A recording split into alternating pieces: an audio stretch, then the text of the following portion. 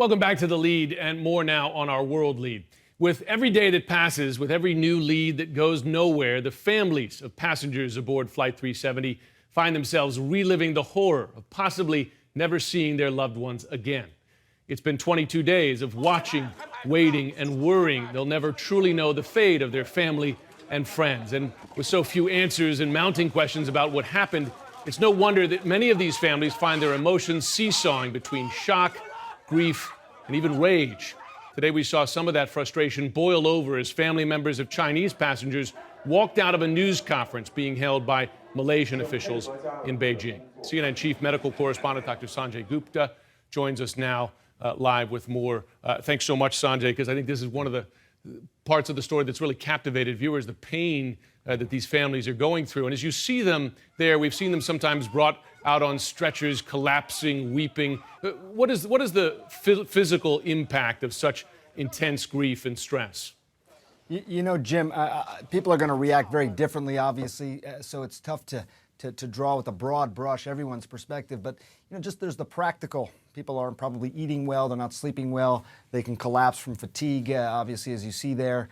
There's more than that, though. You know, the cortisol levels in your body, the stress hormones, if you will, on a regular basis, they sort of go up and down. There's a natural cycle.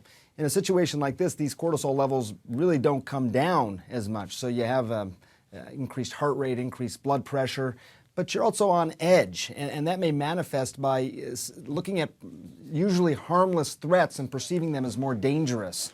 These can be some of the manifestations. Also, I should point out, Jim, you know, this is a period immediately after this missing plane, the plane went missing, what they call the heroic period, where despite everything that you see there, these families feel like, look, the entire world is focused on this. They're paying attention. They're helping look for our loved ones. And that can buoy up spirits to some extent.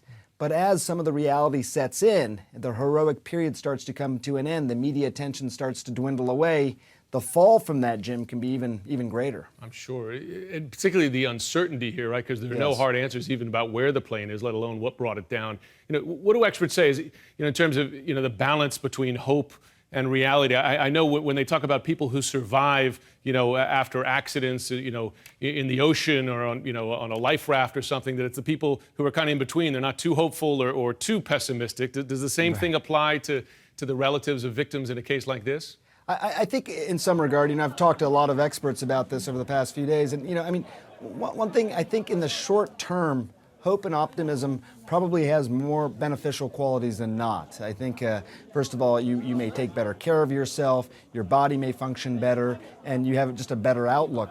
The question becomes, are you delaying, you know, grief that may come later on? And when that grief does come, may it even be greater than if you hadn't had that sort of lag period in between. You know, there was a long period, as you know, Jim, where we just didn't know anything at all. Could the people have survived in some way miraculously? And there was all of that.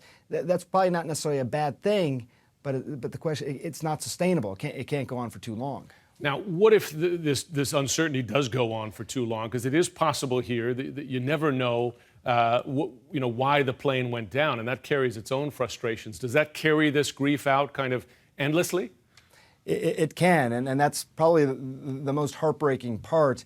I think consciously, if a lot of people don't have closure consciously, they still might have closure subconsciously, even though they don't vocalize it or can't really recognize it themselves. But there's also this notion that the pain of not knowing, the pain of this lack of closure, may at some point be greater than the pain of the loss itself. That's a hard concept to understand. I'm not even sure that I'm explaining it that well. But when that tipping point occurs, that is a form of closure as well, Jim. Well, it's just a heartbreaking thought. Thanks so much for coming on. Valuable to hear that, and you know, our heart goes out to those families and loved ones.